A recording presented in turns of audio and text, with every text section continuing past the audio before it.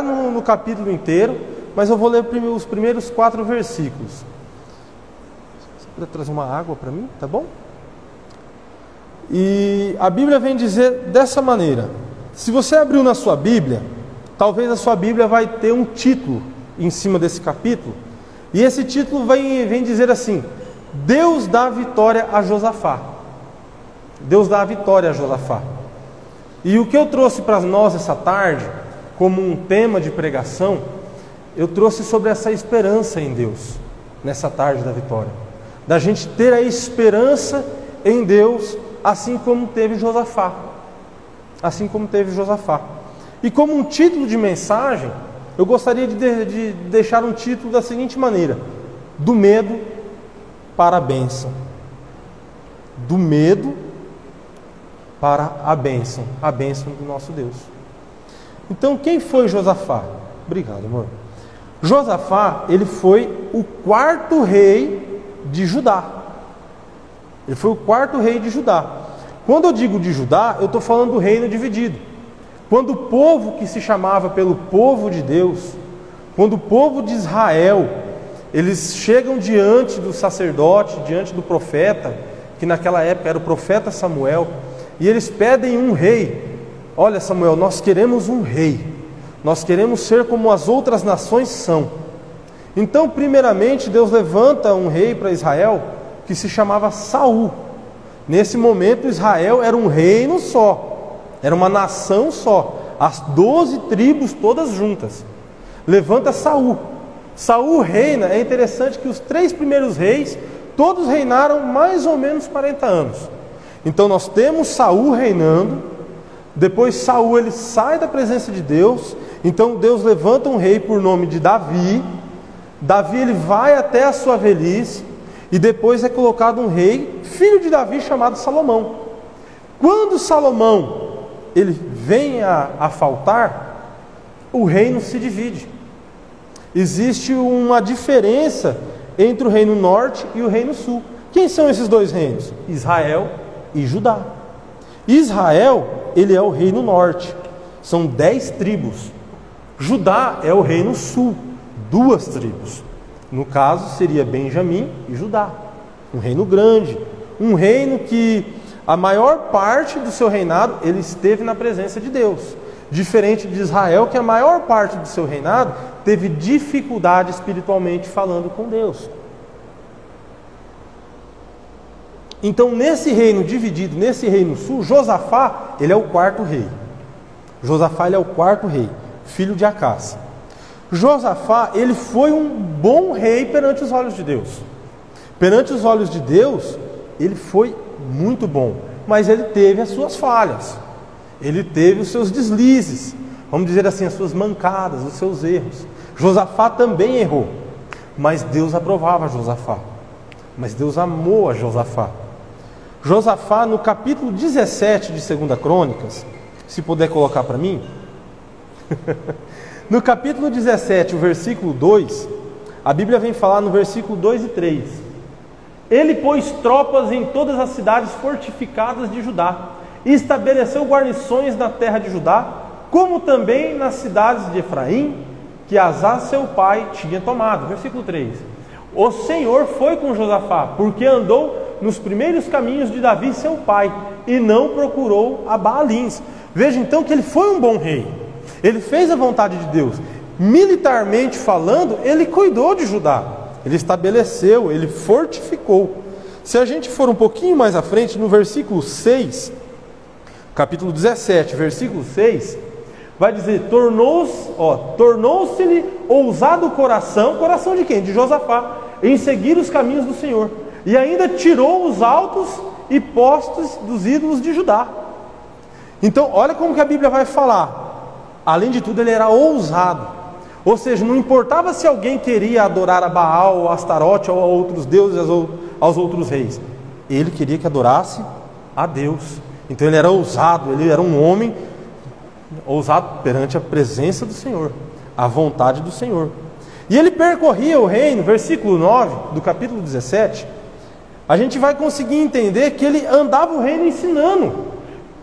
ensinaram a Judá, tendo consigo o livro da lei do Senhor, ou seja, a palavra de Deus. Percorriam todas as cidades de Judá e ensinavam o povo. Então, além dele derrubar outros deuses, além dele cuidar militarmente do lugar, ele queria cuidar espiritualmente do seu povo. Ele buscava ensinar as pessoas para que as pessoas tivessem conhecimento da palavra de Deus, conhecimento para que não venha errar. A Bíblia vem dizer que o meu povo padece por falta do conhecimento. Então ele vai ensinar o povo para que o povo não seja ignorante e não erra com Deus, não venha errar com Deus. Então ele era um homem bom, só que ele teve o seu deslize. Que deslize que é esse? Eu não marquei o versículo certo, mas é no capítulo 19, ele vem fazer aliança com uma pessoa que não era do agrado de Deus, que era o rei Acabe, que era rei de Israel e que era contra ao Senhor. Se a gente pegar o capítulo 19, está no versículo 2, dizendo assim: e Jeú, filho de Anani, o vidente aqui é um profeta, tá? Não é um vidente de algo errado, é um profeta, que era chamado vidente também, saiu ao encontro do rei Josafá e disse: devias tu ajudar um ímpio e amar aqueles que odeiam ao Senhor? Por isso virá sobre ti grande ira da parte do Senhor. Ou seja, qual que foi o deslize dele? Ele fez uma aliança com o rei Acabe, e o rei Acabe ia contra a vontade de Deus. Quem que desejava matar o profeta Elias? O rei Acabe e a sua esposa Jezabel. Então eles são ali contemporâneos, e é esse o problema do erro dele. Porém, ele era um homem bom. Porém, Josafá, ele estava na vontade de Deus. Ele errou, mas ele pagou pelos seus erros. A ira de Deus se acendeu sobre ele, mas ele buscou o perdão de Deus. Então ele consertou a sua falha. Porém, entretanto, todavia, mas de qualquer maneira, como a gente quiser dizer, todos nós estamos sujeitos a passar por dificuldades. Todos nós estamos sujeitos aos desafios que a vida nos propõe. Josafá, mesmo sendo um bom rei, Josafá mesmo sendo amado pelo Senhor, Josafá mesmo estando diante da presença do Senhor, o capítulo 20 vem dizer que o dia mau chegou para Josafá. Um dia de dificuldade, um dia de batalha chegou na vida de Josafá. O que a Bíblia vem dizer então? Capítulo 20, versículo 1, vem dizer: e sucedeu que, depois disso, os filhos de Moabe e de Amon, e com eles outros amonitas, vieram a peleja contra Josafá. Então vieram alguns e avisaram a Josafá, dizendo: vem contra ti uma grande multidão, além do mar e da Síria, e já estão em Azazon da mar, e em Gedi. Então Josafá temeu, Josafá teve medo. A versão vai dizer aqui que ele teve medo, mas ele tomou uma atitude. Diante do medo, qual foi a atitude de Josafá? Buscou ao Senhor Deus.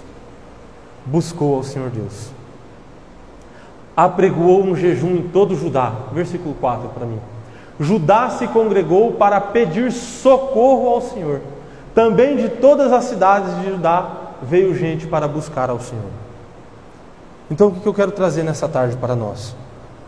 Mesmo que nós professamos a nossa fé de uma boa maneira, mesmo que nós possamos ter e devemos ter a nossa devoção ao Deus que nós servimos, que é um Deus verdadeiro, fiel, forte. A Bíblia vem chamar do nosso Deus de o Senhor dos Exércitos. A Bíblia vem dizer que todo o poder está sobre as mãos de Deus. A Bíblia vem dizer que o nosso Deus, Ele é Senhor do tempo, que Ele é Senhor da natureza, que Ele é Senhor de tudo que nós vemos, que existe na nossa frente, que Ele é poderoso para controlar tudo. E nós devemos ter esse amor, esse zelo com Deus, mas nós estamos diante de passar dificuldades. Seria uma mentira da minha parte dizer: confia no Senhor e você não passará mais nenhuma dificuldade na sua vida. Eu estaria mentindo para nós nessa tarde. Eu estaria sendo imoral, eu estaria sendo mentiroso para nós nessa tarde. Eu não estou profetizando e desejando para ninguém o mal. Não é isso da minha parte.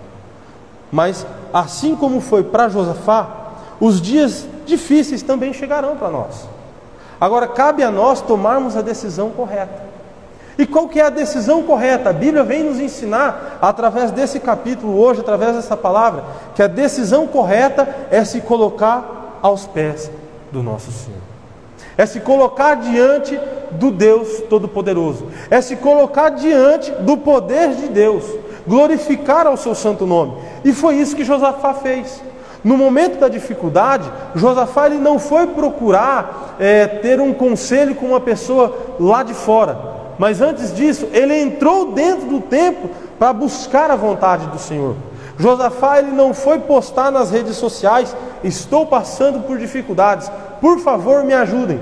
Não. Seria nos dias de hoje, quando nós entramos nas dificuldades, que nós vamos vir até a igreja, numa tarde de intercessão para clamar a Deus, ou pela nossa vida, ou pela vida de alguém que nós sabemos que está passando por dificuldade. Essa foi a reação de Josafá. A reação de Josafá foi como se hoje, no momento da minha tribulação, da minha angústia, da minha dificuldade, eu entrasse na porta da igreja, batesse a porta da sala e conversasse com o pastor Giovanni, conversasse com o presbítero Rafael, com a obreira Leia, ou com um obreiro capacitado por Deus para me dar uma luz ao que fazer. Essa foi a decisão de Josafá. Josafá ele entra dentro do templo. E junto com Josafá outras pessoas entram. Quão bom é quando nas nossas vidas, no momento da aflição e das dificuldades, nós possamos ter pessoas de Deus para orar junto conosco. Olha que isso nem está escrito no meu esboço. Mas quão bom é ter pessoas de Deus à nossa volta. Quão bom é ter pessoas de Deus para chegar, se assentar e dizer: eu preciso conversar nessa tarde. Eu preciso dizer sobre a minha aflição. Eu tenho pessoas que eu posso contar com isso. Eu tenho pessoas que eu posso chegar e dizer: ora por mim que eu estou necessitado. Quão bom é quando nós temos essas pessoas. Quão bom é quando nós temos pessoas que se reúnem à nossa volta para orar conosco, sem mesmo que a gente possa dizer algo. Eu fico imaginando nesse momento, sem celular, sem WhatsApp, né? Sem Instagram, Facebook, Messenger, sem a TIM, 4G, 5G, as pessoas sabendo por meio do intermédio das outras pessoas, e todos descendo até o templo para estar junto com Josafá, buscando a presença de Deus. Como é bom a gente poder contar com alguém. Mas sabendo disso, eu separei algumas coisas da parte de Josafá para nossas vidas. Eu separei algumas ações que nós devemos tomar no momento do medo. Ações que nós devemos tomar diante das adversidades, das aflições e das dificuldades. E uma dessas ações é, em primeiro lugar, procurar a Deus e receber a Deus. Como assim, Júnior? Procurar a Deus e receber a Deus? Porque muitas vezes nós procuramos a Deus e não recebemos. Muitas vezes nós gastamos os nossos joelhos em 1 hora, 2 horas de oração, mas não gastamos os nossos joelhos em 20 minutos de silêncio para ouvir o que Deus quer trazer aos nossos corações. É muito lindo a gente conseguir orar por um grande tempo e ter essa comunhão com o Espírito Santo de Deus. Mas é mais lindo ainda a gente conseguir permanecer em silêncio e ouvir o que o Espírito Santo de Deus tem para nos direcionar. Versículo de número 4 do capítulo 20 vai dizer que Judá se ajuntou para pedir socorro. Josafá e as pessoas foram em primeiro momento pedir socorro. Então no momento das adversidades, no momento da nossa dificuldade, a primeira coisa que nós devemos fazer é pedir socorro para o nosso Deus. Nós devemos clamar, nós devemos pedir ao nosso Deus. Salmo de número 46, versículo de número 1 para mim, fazendo um favor. Salmo 46: Deus é o nosso refúgio e fortaleza, socorro bem presente nas tribulações. Portanto não temeremos, ainda que a terra se transtorne e os montes se abalem no seio dos mares, ainda que as águas tumultuem e espumejem e na sua fúria os montes se estremeçam. A nossa força está em Deus. O nosso socorro vem do Senhor nosso Deus. Então nós devemos buscar ao Senhor. E nós devemos buscar a Jesus. É isso que nós devemos fazer. Quantas e quantas pessoas, eu não procurei separar versículos, mas se nós pararmos alguns segundos para pensar quantas pessoas buscavam e clamavam por Jesus Cristo em socorro. Jairo, por conta da sua filha, a mulher intocaram a Jesus por conta do fluxo de sangue, e quantas mais pessoas buscavam ao Senhor Jesus Cristo, porque reconheciam o seu poder, e nós devemos fazer igual, buscar a Jesus Cristo, porque nele está a nossa salvação. Versículo de número 12, capítulo 20, 2 Crônicas, versículo de número 12, vem dizer no finalzinho do versículo, ou melhor, o versículo inteiro: "Ah, nosso Deus, porventura não os julgará?" É Josafá orando com Deus e falando: olha Deus, o Senhor não vai tomar uma posição, porque em nós não há força perante essa grande multidão. Josafá está falando: olha Senhor, sobre essa situação eu não consigo fazer nada. Diante deste momento eu não consigo mais fazer nada, que vem contra nós, e não sabemos o que faremos. É Josafá falando: nessa situação, Senhor, eu não consigo fazer nada, mas tem uma coisa: os nossos olhos estão fixos em Ti, os nossos olhos Te contemplam, os nossos olhos Te buscam, os nossos olhos procuram ao Senhor, os nossos olhos Te procuram. E o versículo de número 14 vem dizer assim: então veio o Espírito do Senhor no meio da congregação. Josafá buscou a Deus e recebeu.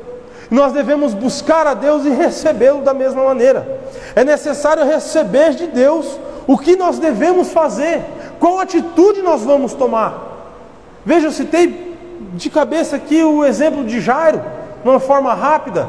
Jairo, quando a mulher do fluxo de sangue, ela recebe a cura, algumas pessoas de Jairo vêm e dizem: Jairo, não enfardes o mestre, porque a tua filha já está morta.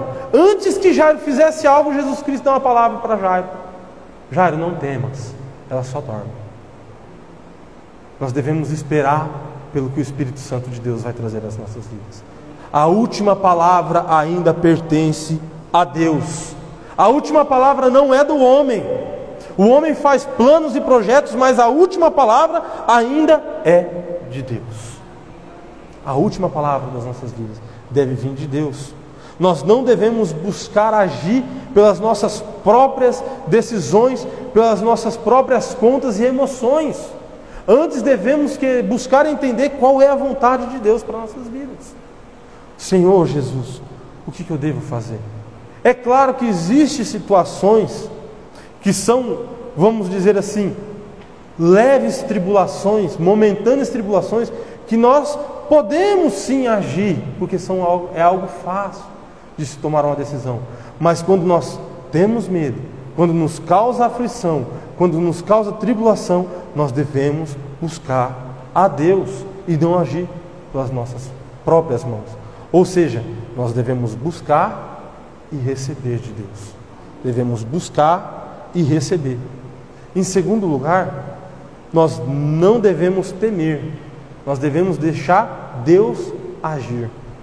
Como assim, Júnior? Não adianta eu pegar a situação que está me afligindo, entregar nas mãos de Deus e dizer: Deus, o Senhor faça o que é necessário fazer, mas depois eu pego e eu levo de volta. Não adianta eu fazer dessa maneira. Eu busco a Deus para Ele solucionar um desafio, um problema, me ajudar, tomar uma decisão por mim, mas no momento que eu acabo de falar com Deus, eu passo a mão no meu fardo de novo e levo de volta. Quantas vezes será que o Júnior fez isso, hein? Quantas vezes o Júnior entregou alguma coisa para Deus? Deus, eu não consigo, eu não dou conta, o Senhor faz por mim, eu entreguei a minha vida para o Senhor, e o Senhor dá um jeito para mim, tá? Muito obrigado, Senhor. E aí eu quero que Deus faça algo por mim, mas eu estou levando o problema conforme a minha própria vontade. Versículo de número 15 vai dizer assim: e disse: dai ouvidos todo Judá. Quem que está dizendo aqui? Já é o Senhor Deus. Já não é mais Josafá dizendo. É Deus dizendo: e disse: dai ouvidos todo Judá, e vós moradores de Jerusalém, e tu, rei Josafá, assim o Senhor vos diz: não temais, nem vos assustei por causa desta grande multidão, pois a peleja não é vossa, mas é minha, mas é de Deus.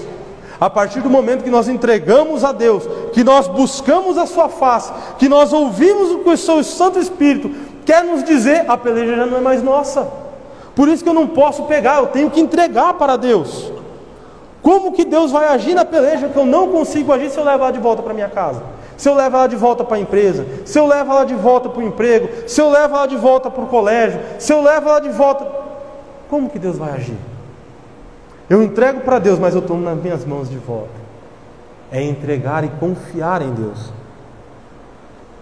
É não temer e deixar Deus agir.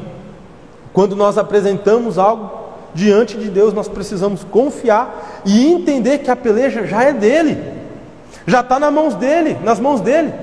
Não adianta eu entregar alguém. Quantas vezes eu entreguei alguém da minha família para Deus e continuo entregando, mas na hora eu quero agir com minhas próprias mãos.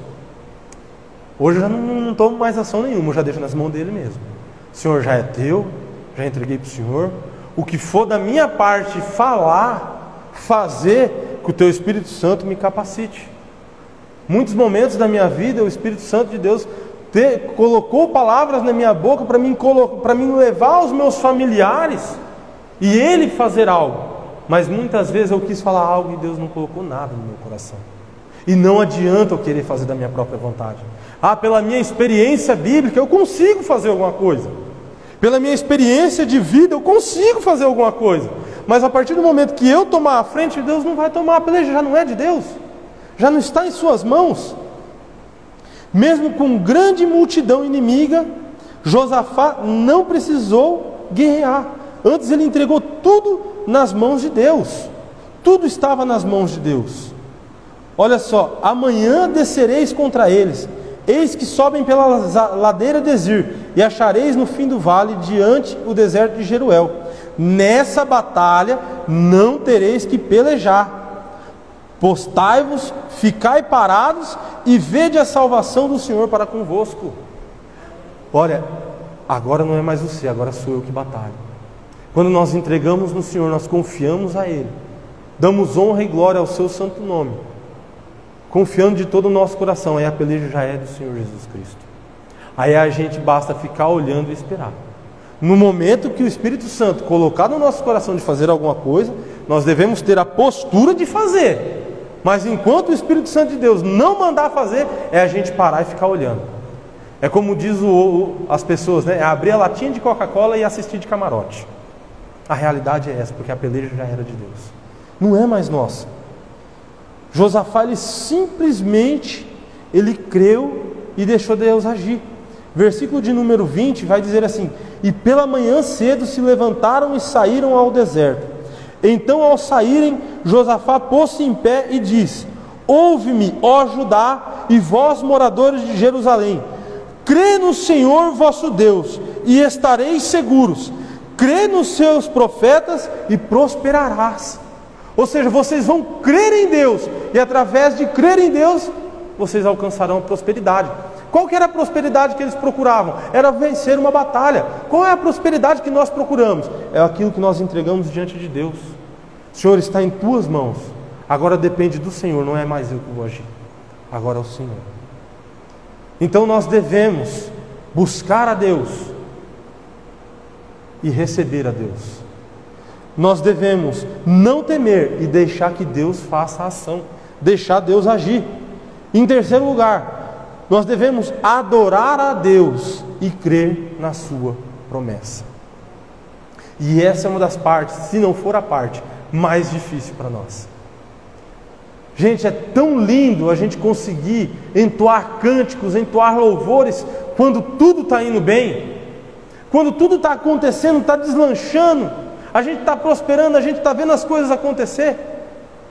Mas Deus, Ele fala para nós que nós devemos adorar no meio das adversidades, no meio dos vales, no momento que a gente tem medo, sabe, é no momento que a gente não vê saída, que a gente está aflito, que parece que tudo vai dar errado. e a gente começar a adorar, e a gente começar a entoar louvores, e a gente confiar na promessa que Ele nos fez. A promessa de Deus não era que a peleja não seria mais dele, mas sim do próprio Deus. Então a gente tem que crer, é entregar e falar: agora é de Deus, e eu creio que no momento de Deus Ele vai fazer a sua vontade, no momento dele Ele vai fazer. No versículo 21 e 22, e aconselhou-se com o povo e ordenou cantores para o Senhor, que louvassem a sua majestade santa, saindo diante do exército, diante dos armados, e dizendo: louvai ao Senhor, porque a sua benignidade dura para sempre. E quando começaram a cantar e dar louvores, o Senhor fez emboscada contra os filhos de Amon e Moabe, e das montanhas de Seir, que vieram contra Judá e foram desbarastados. Ou seja, quando eles estavam louvando, o exército foi junto ou não foi? Foi. Quem tinha as armas foi contra os moabitas e os amonitas? Foi. Mas à frente dos que estavam armados, encouraçados, com espadas, escudos, cavalos, quem sabe qual que era as armas do momento, as armas ali daquela guerra, à frente desse exército, iam aqueles que tinham armas, iam aqueles que tinham os tamborins, e aqueles que cantavam, e aqueles que louvavam, e aqueles que profetizavam, e aqueles que bendiziam ao nome do Senhor. Então nós devemos estar preparados para o momento da adversidade? Sim, mas em primeiro lugar nós devemos adorar a Deus. A nossa adoração tem que ir na frente da nossa batalha. A Bíblia vem dizer que quando eles chegaram no lugar, Deus já tinha feito tudo. Quando eles chegaram na batalha, as pessoas já estavam mortas, caídas, os despojos de guerra já estavam ali. Deus já tinha realizado tudo, porque eles já tinham buscado a Deus, eles já tinham entregado a Deus, eles já haviam confiado em Deus. Enquanto Deus estava trabalhando, eles estavam louvando. Enquanto Deus estava guerreando, eles estavam adorando. Enquanto Deus estava fazendo, eles estavam somente buscando a face do nosso Senhor. 1 João capítulo 5, versículo 14, fazendo favor. E esta é a confiança que temos nele: se pedirmos alguma coisa segundo a sua vontade, Ele nos ouve. Se nós pedirmos algo para o nosso Senhor Jesus Cristo, para o nosso Deus que é Pai, para o nosso Espírito Santo, Ele nos ouve. Ele já está à frente fazendo. Eu separei Mateus capítulo 8, versículo 2, e esse é um exemplo que eu amo. Eis que veio um leproso. O que ele fez primeiro? Adorou. Esse leproso veio de encontro a Jesus Cristo. O leproso chega, se prostra diante de Jesus Cristo, adora Jesus Cristo e diz: Senhor, se tu quiseres eu posso ser limpo. Aí Jesus Cristo olha com seu amor e diz: eu quero, seja limpo. Então primeiro é adorar. Primeiro nós devemos adorar. As demais coisas, o próprio Senhor há de fazer. O próprio Senhor vai realizar. Para nós partirmos para a conclusão, 2 Crônicas, capítulo 20, versículo de número 26. E ao quarto dia se ajuntaram no vale de Beraca, pois ali louvavam ao Senhor. Por isso chamaram aquele lugar de Vale Beraca até o dia de hoje. É Vale da Bênção, lugar da bênção. O lugar que eles deviam temer, o lugar que eles deviam passar por guerra e dificuldade, o lugar que ia ser aflição para eles, que ia ser perca para eles. E eu não estou falando de perca, de perder a guerra, estou falando de quantos homens de Israel, de Judá morreriam naquele lugar. Quão grande seria a aflição do luto de Judá naquele momento, naquela instância. Quando eles chegaram ali, já estava a bênção de Deus preparada para eles. O lugar que seria de morte, Deus transforma em bênção. O lugar de morte se torna bênção. Então, o medo que se torna bênção para nós. É o medo que se torna bênção. A nossa bênção se constitui nisso. Procurar a Deus e recebê-lo. Não temer e deixar que Deus faça. Adorar a Deus crendo na sua promessa. Amém? Que Deus abençoe. Eu quero fazer mais uma oração. Eu quero orar por vocês, pelas irmãs. Eu quero pedir a ajuda da irmã Maria. Nós vamos estar ungindo com óleo. A ajuda da irmã Leia. Nós vamos estar ungindo com óleo. Se vocês quiserem, se as irmãs quiserem estar aqui à frente, quero pedir a ajuda da obreira Leia, da irmã Maria, para estar ungindo. Eu vou estar orando. E nós vamos sair daqui certos da nossa vitória, adorando ao nosso Deus, deixando que Ele faça, crendo nas suas promessas, buscando somente a sua face. Demais coisas o próprio Deus fará. O próprio Deus fará.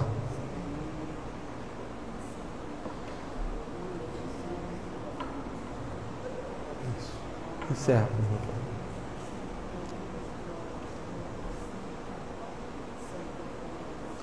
Senhor Deus, Pai Santo e Todo-Poderoso, nós te louvamos nessa